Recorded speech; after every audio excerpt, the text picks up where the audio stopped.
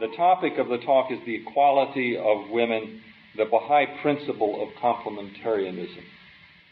And it is my attempt to deal not with the entire issue of the equality of men and women, obviously, but with what to me is the core of the distinction between the Baha'i view of the equality of men and women and the view of the rest of the world.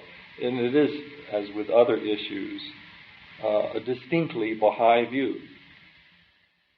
Among the most distinguishing features of the Baha'i revelation is the concept of revelation itself, the belief delineated in the Kitab-i-Iqan that the purpose of religion historically is to raise by degrees human consciousness to the realities of the spiritual world. From such a view, religion consists of two distinct but inextricably linked processes: the unveiling of eternal verities and the subsequent application of that enlightenment to human social structures. As a corollary of this twofold process, the Baha'i scriptures teach that knowledge of truth is inseparable from deeds, but not simply because action gives dramatic form to understanding. The concretizing of a verity in the artifice of human society heightens our perception of that truth and thereby gives rise to more ample expression. Indeed, this reciprocity of causality is at the heart of the Baha'i belief in the evolution of human society. And we can relate this on a personal level to the noonday prayer, to know and to worship. Knowledge and action. They are inseparable. The interdependence of knowledge and deed is thus no mere moral dictum, but a thoroughly practical relationship ordained for the training of humanity. And its connection with the principle of the equality of women with men is strategic. For while we are only now beginning to come to terms with how to translate this revealed truth into human relationships and institutions, the principle itself is eternal. Baha'u'llah states unequivocally that women and men have always been and always will be equal in the sight of God. Therefore, inasmuch as this verity is eternal, we cannot in one sense say that either Baha'u'llah or the Baha'i faith has caused women to be equal to men. They always have been. But by unveiling this eternal truth to humanity, and by further inaugurating laws and institutions that embody this spiritual reality, the manifestation, in this case Baha'u'llah, empowers us to make this relationship, which already exists in the sight of God, extant in every aspect of human society as well.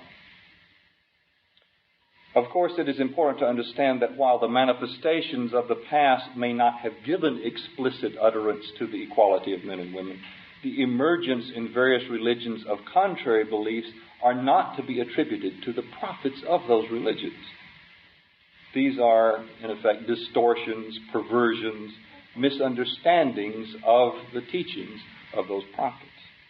Thus, Christ never advocated the sort of subordination of women that we find implicit in some Pauline letters and explicit in the anti-feminist treatises of St. Augustine and other patristic leaders of early Christianity. And yet such beliefs still afflict much of contemporary Christian thought.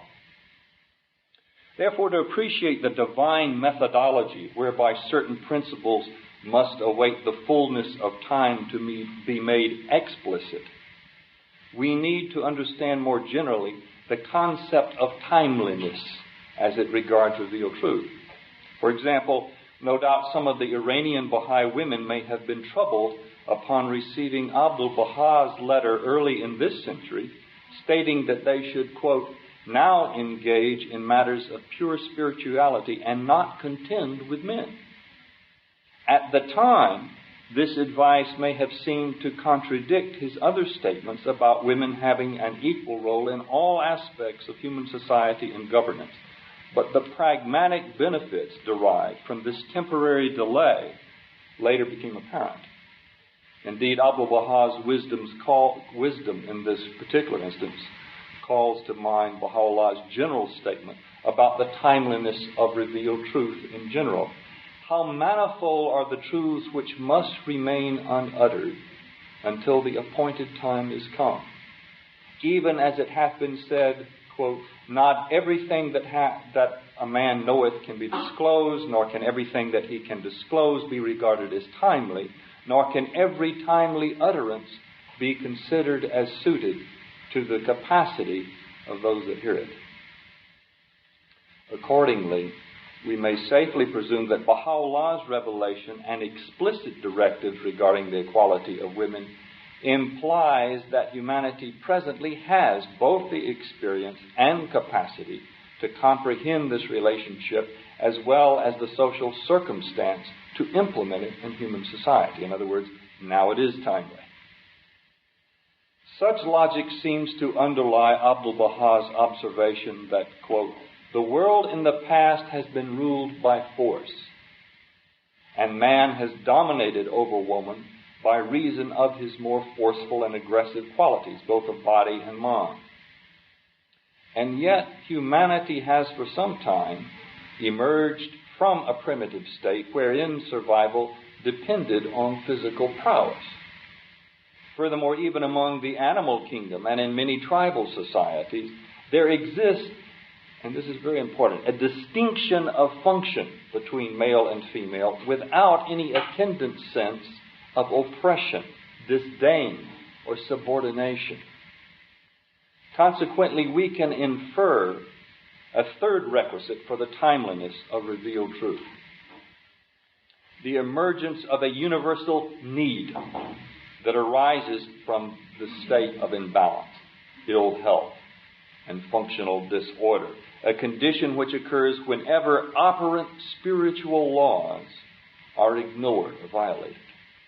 In short, humankind is now thoroughly motivated to acknowledge the equality of women because we are now experiencing the dire crisis that has resulted from society's domination by males and so-called male attributes, that is, emphasis on territoriality, materialism, acquisitiveness, aggression, and so forth, other things that we term male qualities, though hopefully in the future we will not.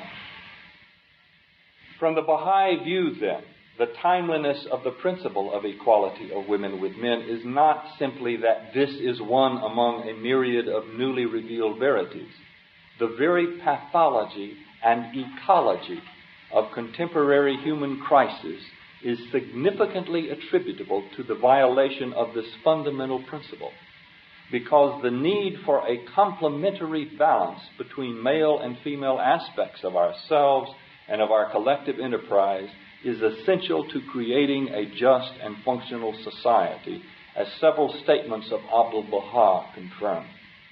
Quote, in past ages, humanity has been defective and inefficient because it has been incomplete. War and its ravages have blighted the world. And then another quote, it is well established that mankind and womankind as parts of composite humanity are co-equal and that no difference in estimate is allowable. And then a third quote, the world of humanity consists of two parts, male and female. Each is the complement of the other. Therefore, if one is defective, the other will necessarily be incomplete, and perfection cannot be attained. And then finally, the new age will be an age less masculine and more permeated with the feminine ideals. And of course, you can see how I derived the title of my talk, then, the Baha'i principle of complementarianism, because this, I feel, is at the heart of the Baha'i concept.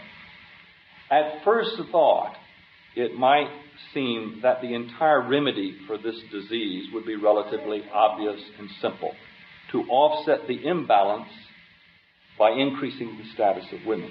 And indeed, numerous statements in the Baha'i writings affirm that this is a crucial part of the solution. The education of woman will be a mighty step towards war's abolition and ending for she will use her whole influence against war.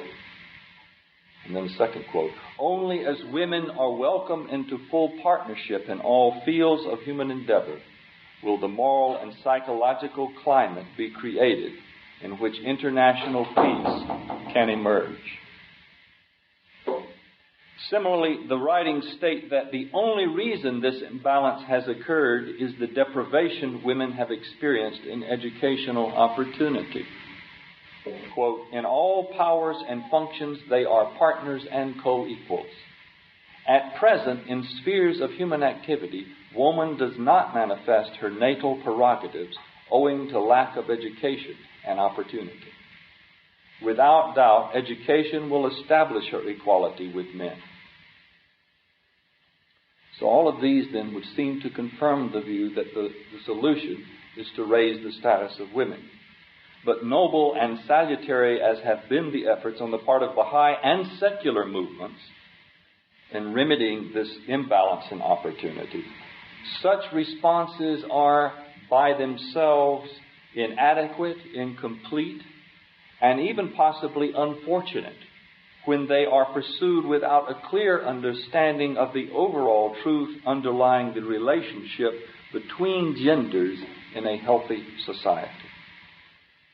For example, one understandable reaction to the injustices that erroneous ideas of gender distinction have produced has been the perception that all notions of gender are unnecessary, illogical, artificial, and condemnable. One might even infer from some passages in the Baha'i writings that this is the correct assumption. And I quote one, equality of the sexes will be established in proportion to the increased opportunities afforded women in this age. For man and woman are equally the recipients of powers and endowments from God, the Creator. God has not ordained distinction between them in His consummate purpose. However, the term distinction in this passage clearly refers not to difference in function, but degree of status or equality of human powers, such as reason, intellect, enlightenment, spirituality. It is similar to Abdu'l-Baha's use of the term when he states, quote, sex distinction which exists in the human world is due to the lack of education for women. Abdu'l-Baha is not here implying that there is no difference between genders, but that the unjust distinctions which currently obtain are baseless and unfounded. Another similarly understandable but likewise counterproductive response to the injustices and subordination created by traditional gendered roles has been the tacit recreation of women in the image of men, even while we acknowledge that the male role is unbalanced, unhealthy, and the cause of much of humanity's contemporary dilemma. So instead of inducing balance when we do this response only exacerbates the very imbalance which has so afflicted human society by producing more human beings in the mold of the stereotypical male. So instead of having one dominant male-dominated society, in effect, we're doubling the problem. What then is the distinction about the Baha'i notion of a cure for this imbalance? And what is further unique about the Baha'i paradigm for a natural, proper, healthy, but egalitarian relationship between women and men? As with other social problems, the Baha'i position is not a precise balance. It's not an Aristotelian mean between extremes. It's not a point of moderation between those on the one hand who deem gender itself as meaningless, and on the other hand those who view woman's role as confined to some narrow province of domestic duties. It is instead a simple yet subtle principle of co-equal complementarianism. The principle is simple because it retains a sense of gender distinction as natural while affirming the absolute equality of status. It is subtle because we have come to consider equality as synonymous with identicalness, particularly insofar as discussions of gender are concerned. And yet the House of Justice states forthrightly that, quote, equality of status does not imply identity of function. It is of utmost importance, therefore, that we have a clear understanding of how these two qualities can exist simultaneously in the same principle. And perhaps the best place to begin is with Abdu'l-Bahá's often cited comparison of humanity to a bird. Quote, the world of humanity has two wings. One is woman, the other man. Not until both wings are equally developed can the bird fly. Now, pay attention to this analogy. We note that in this analogy, humanity is neither male nor female. It is an independent organism which utilizes two distinct faculties, men and women. We should further note that neither wing has any meaning or purpose without the other. They have a completely complementarian relationship. Most important of all, we should observe that the primary objective of the bird is neither the amalgamation of one wing with the other wing, nor solely the possession of two wings, particularly two of the same type, two left wings or two right wings. The goal of the organism is flight. And flight is achieved only when each wing retains its distinct identity, but functions precisely in equal power and status with the other. Quote, the solution provided in the teachings of Baha'u'llah is not for men to become women or for women to become men. Abdu'l-Bahá gave us the key to the problem when he taught that the qualities and functions of men and women, quote, complement each other. That's a statement from the House of Justice. This Baha'i concept of gender distinction coexisting with absolute equality of status is thus at the heart of any perception of this revealed truth. And it must be understood and appreciated before we can hope to approach the second of our twin duties, the institutionalization of this principle in Baha'i laws and relationships. But we quickly discover that even if we have a relatively clear sense of the principle in theory, the application of this concept of complementarianism to social relationships requires a careful consideration. For example, we must begin by disabusing ourselves of the connotative responses we all share with regard to traditional gender distinction, because gender roles have so often been promulgated for the purpose of suppression and subordination of women. The male had his province, the world of business, politics, the running of society, and the women hers, the home, the children, the church. Let us attempt, therefore, an objective look at some of the most obvious gender distinctions with regard to function in the Baha'i society to understand how a division of duties can exist without unjust and inappropriate distinctions of status or authority. We find in the Baha'i writings statements that attribute, quote, primary responsibility for the financial support of the family to the man, and statements which describe the woman as, quote, chief and primary educator of children, end quote. Now, we may understandably blanch at the assignment of these duties solely on the basis of gender, because connotatively these duties call to mind contexts in which similar role distinctions have been used to circumscribe and subordinate women. We may have an equally skeptical response to the statement by the House of Justice that, quote, homemaking is a highly honorable and responsible work of fundamental importance for mankind, end quote. If we take these gender distinctions out of the Baha'i context, lump them together with some other gender distinctions in Baha'i law regarding such things as dowry, inheritance, exemption from military service, membership on the House of Justice, we may infer a general contradiction between the enunciation of the egalitarian relationship and the implementation of that truth in Baha'i society. To appreciate the distinguishing characteristics of the Baha'i paradigm, we must therefore first realize that there is no single issue or explanation which governs all of these distinctions of function. The exigencies of family life dictate parental roles, whereas the restriction of membership on the House of Justice to men has its own special wisdom. For example, let us approach the rationale for gender distinction with regard to functions in a Baha'i family.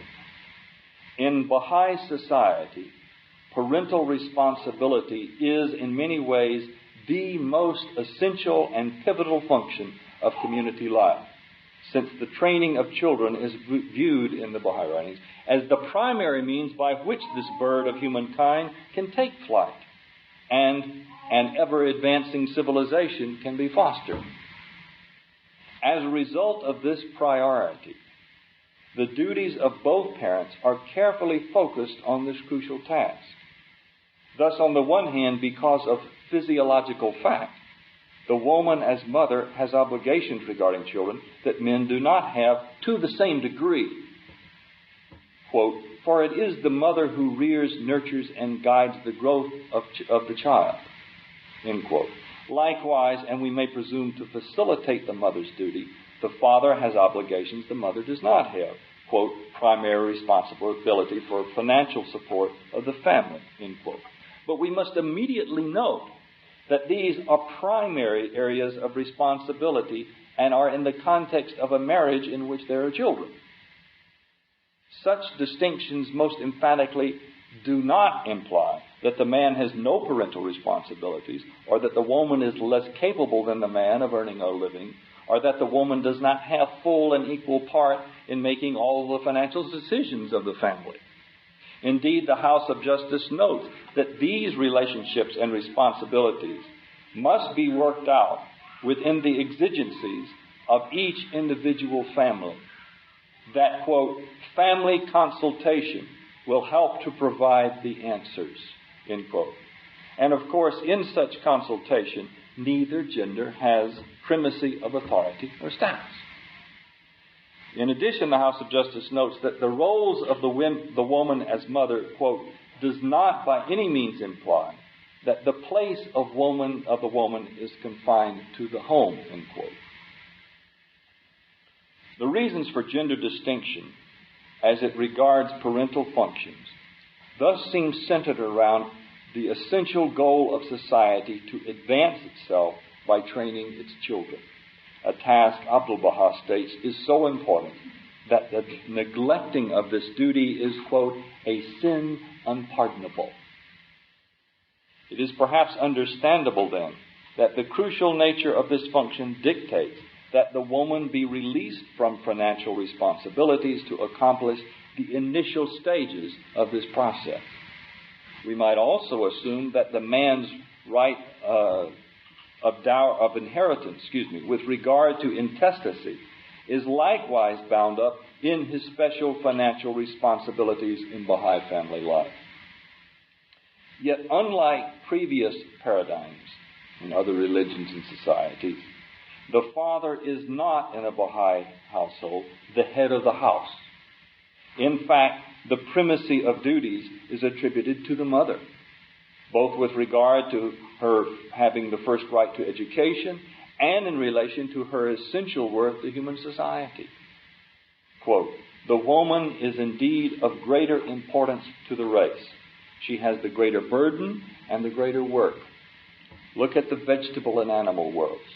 The palm which carries the fruit is the tree most prized by the date grower." End quote. Therefore, though the duties in the Baha'i family relate in certain circumstances to gender, there is not the intent in any of this that the woman's role be subordinate or inferior. Quite the opposite is the case, though clearly Baha'i gender roles can only be fully understood and affected in the context of a Baha'i society, quote, and not in that of past or present social norms. And this is a very important point, that like much of future Baha'i law and relationships, it depends on the support and the foundation and the context of the rest of the Baha'i social order to have its full effect.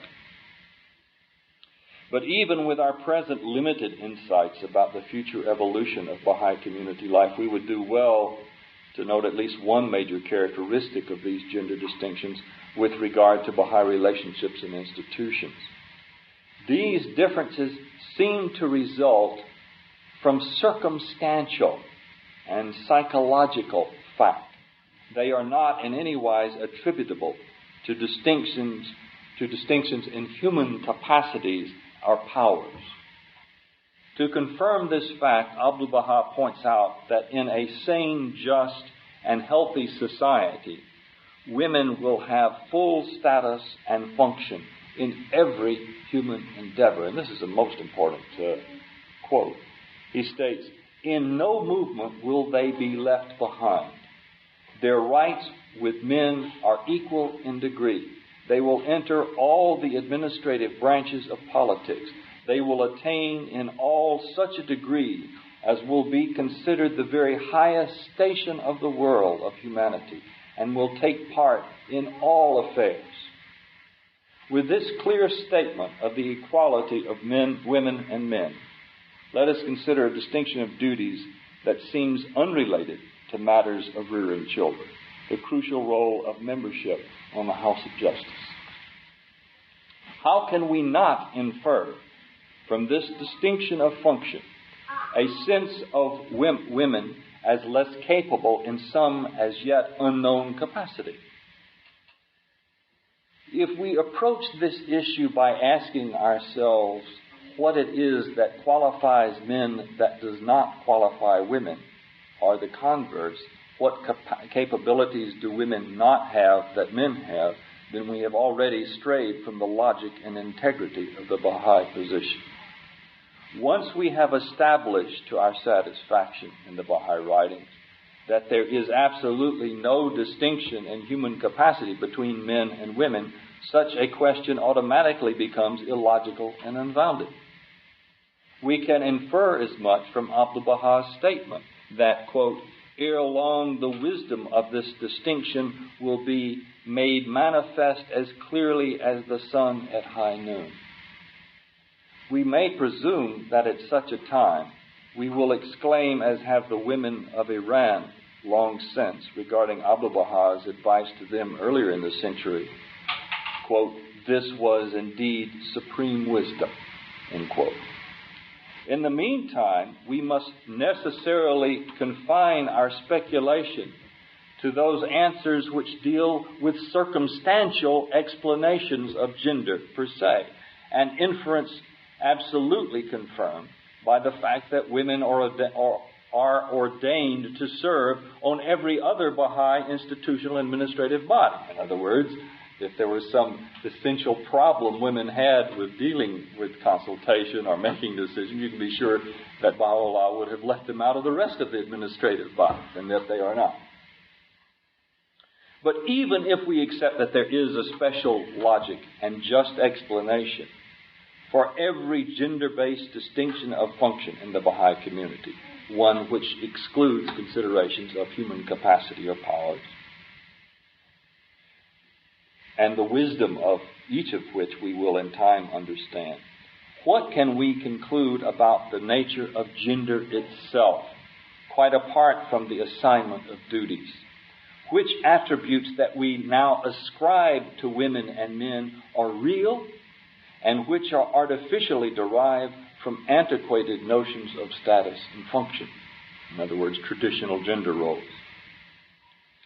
Most probably we must conclude that for the present we cannot know with certitude anything much about true gender traits in the human species, since we currently approach such questions from the perspective of our own limited background and biases, and since the emergence of valid and healthy distinctions, whatever they may turn out to be, must await a social context which is itself conducive to fostering such distinction. In some passages, Abdu'l-Baha seems to imply inherent and permanent gender traits. So in other words, it's possible that there really are some traits that we sense that are based on reality. He states, quote, woman has a greater moral courage than the man. She also has special gifts which enable her to govern in moments of danger and crisis, end quote. That the woman is, quote, more tender-hearted, more receptive, her intuition more intense, end quote. And that, quote, in sciences and arts, in virtues and perfections, ye shall become equal to man, and as regards tenderness of heart and the abundance of mercy and sympathy, you are superior. Of course, these distinctions may be appropriate only to our present circumstance, wherein men have largely lost the idea or the sense of their so-called feminine traits. But it is interesting that in each of these distinctions, the feminine attributes cited by Abdu'l-Baha are viewed not as a sign of weakness, but as an indication of additional superiority. In conclusion, then, we may find one helpful key to understanding more generally this principle of co-equal complementarianism in the metaphorical appellation that Abdu'l-Baha used in addressing women. He often employed the epithet leaves. Baha'i Khanum, for example, was the most holy leaf. Men, on the other hand, are often designated as branches or twigs, particularly, of course, when alluding to the Holy Family. If the tree represents... Let me back up a sentence or two. He often employed the epithet leaves. Baha'i Khanum, of course, was titled the most holy leaf. Men, on the other hand, are designated as branches and twigs. If the tree represents the attributes of God given phenomenal form, or the Anisa, the tree of life, or possibly the human race itself, what is the relationship between the branch and the leaf? Is one superior to the other, one more vital than the other in the thriving of the tree? Their functions are distinct and yet co-equal and reciprocal. Each is necessary for the survival of the other. Even as Abdu'l-Baha has observed, quote, they are two helpmates, two intimate friends who should be concerned about the welfare of each other, end quote. Furthermore, it is only when both are functioning so as to complement the other that the tree can prosper.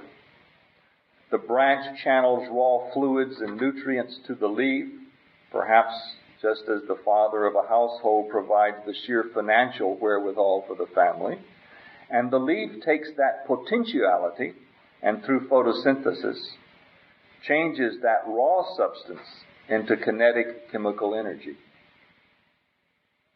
As we know, photosynthesis takes place because the leaf is uniquely capable of utilizing sunlight. And the scriptures, and of course throughout the Baha'i writing, sunlight symbolizes spiritual and intellectual guidance. Metaphorically, then, the appellation leaf seems to designate the woman as the key instrument by which the enlightenment and evolution of human society takes place. The one who actually transforms the potential energy into kinetic energy. Finally, then, we are faced with the dilemma of responding existentially to our present condition of trying to live in two worlds at the same time. One that is dying and suffering in the pangs of that death, and the other world which is yet to be fully born. How do we discover for ourselves the point of balance each day between ministering to the needs of elevating the status of women, that the raw materials of that future relationship may be at hand, and we can fashion, however embryonically, the Baha'i society. This is a dilemma we face with every social problem as Baha'is, since the Baha'i perceives a divine social ecology wherein no single issue can be resolved as an isolated or autonomous pathology. We cannot, for example, curtail drug abuse until we create a society sufficiently healthy that it no longer desires or needs to escape from the reality of its own existence. In the same way, in the same way we can, with only limited effectiveness, pursue the equality of women without simultaneously fashioning a context, a social fabric that will give clarity and effectiveness to that organic relationship. Quote, the principle of the equality between women and men, like the other teachings of the faith, can be effectively and universally established among the Friends when it is pursued in conjunction with all the other aspects of Baha'i life. Put another way, our goal is to establish a healthy human society, something that can only be accomplished when the full potentialities of women are unleashed. But health is not simply the absence of disease. It is the presence of a vital and sustaining energy and direction. In Noah's day, the true workers for social justice were not those so immersed in pursuing what they deemed to be their own best interest that they were deaf to the prophet's guidance and admonitions, strange as his advice may have seemed at the time, but those noble few who listened and believed and labored with him to fashion board by board the ark of their own salvation. Thank you.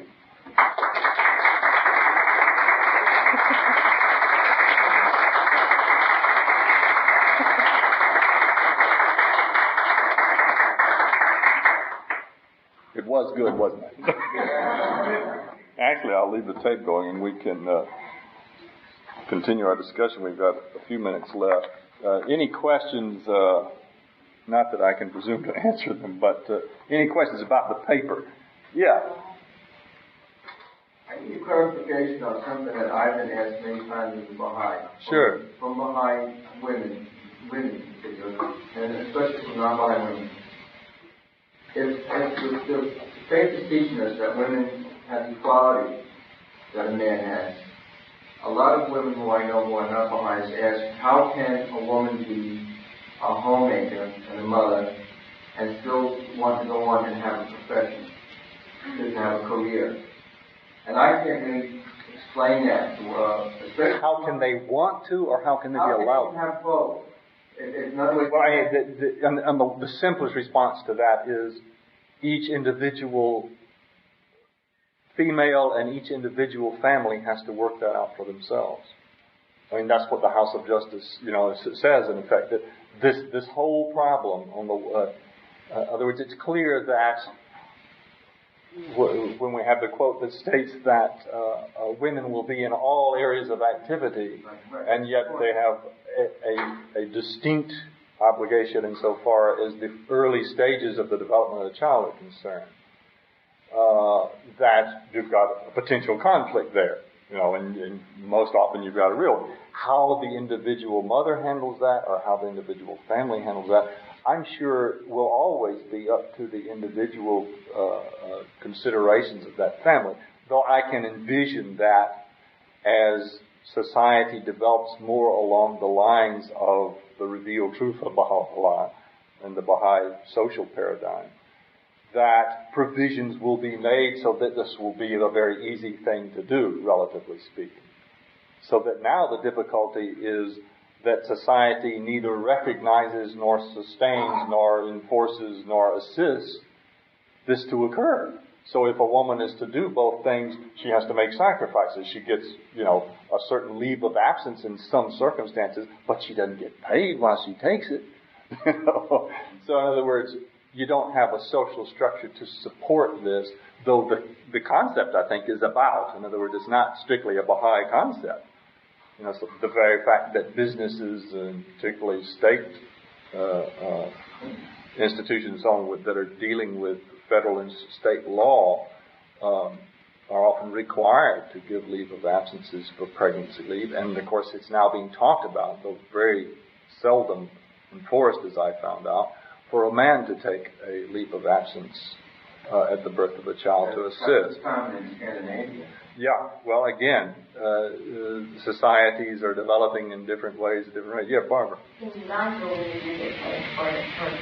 They get paid on their pregnancy leave. That's, again, obviously.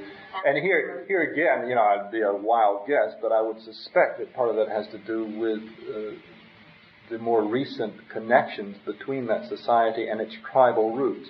Because, and this is, I don't want to overdo this, because not all tribal societies are healthy or are in a state of conditions we would think are amenable to this sort of thing. But in my own study of tribal societies in history, I seem to discern a kind of health with regard to this issue, and that is, for example, American Plains Indian, as I understand the relationship.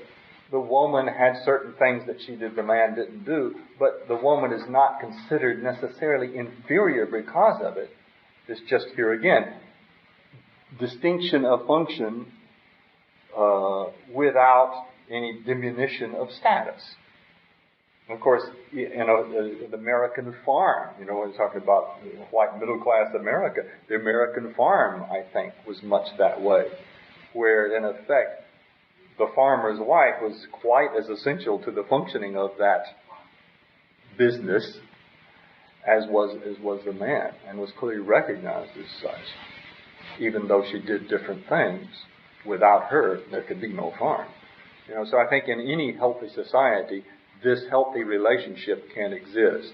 But obviously, with the coming of the Baha'i society, it's amplified to a great extent in the sense that you include this in the fact that the woman is involved in governance and politics, and as Abu Baha says, in every aspect of human affairs. Yeah. We see so many divorces in the society. I think, if I'm not correct, I'd like to be answered and correct. It's only come, not a question. Don't you think that the reason that the force is released by Baha'i revelation, divorce, and the quality of equality between men and women is caused by that force, and now we have so many divorces in the world that men who do not understand the role of women and cannot get along with that, and because of that cause a chaos of divorce, and that cause of chaos of divorce someday will drive us to the excellence of the society. Your brother is shaking his head that he doesn't agree with you. I don't think there's a single cause for divorce. I think there are many of them. I think one of them is a total misconception in the Western world, which has unfortunately infected the rest of the world, of what love is. That is the difference between fascination, infatuation, and physical attraction, and love in a more elevated sense. Because from what I understand, love is an organic relationship, and according to the Baha'i writings, nothing in this life is static. Everything changes. And so the desire to have a relationship be a certain way and try to maintain it, is a sure way to kill off a relationship, because it by natural process will grow. That's one thing. I think what you're saying, yes, is true to this extent, and it's just purely a personal opinion, but yes, in the sense that even an unhealthy designation of relationships can create a stable relationship if both partners acknowledge that inequality. So in effect, you can have a stable relationship that is one that lasts and gets the job done if the man thinks the woman's inferior and the woman agrees, then they'll probably get along okay. Just as you can have a very dominant personality with a submissive personality, and they'll complement each other too. So in the sense that if I understand what you're saying, when Baha'u'llah in effect releases this new insight that the woman is equal, then you have the shattering of that old pattern, and it can no longer maintain itself. To that extent, yes, I agree with you that the old institutions of all kinds of sorts are done in by the coming of even some that seemed to be good things are shattered. Of course, to me, that in the Baha'i writings, this is what is talked about when it talks about it will cause the heaven of every religion to be rent asunder. When Baha'u'llah says this, one of the things that means to me is that even the things we perceive as, of course, at one time things he's talking about the ecclesiastical authorities are brought down. But in another sense, it means to me the highest aspirations that you have in that religious system are suddenly seen as misunderstood or incomplete. So even the heaven that you have for yourself is changed. And of course, you see that if you want to take it in a literal sense, contrast the many of the Christian concepts of heaven and the Baha'i concept. Well, that's a very literal interpretation of the passage, but I think it's still true. And that is, if you have the feeling that, well, I'll die and that'll be the end of it and I'll go to heaven, everything will be okay, where the Baha'i says, no, you go on from where you are, so you better work at it. Yeah. I think in regards to this question, there seems to be a war of the sexes going on in our Western society right now. Every time you turn it on television or read the newspapers or any time, you see this tremendous battle between the roles that have been played historically, and it's costing society dramatically.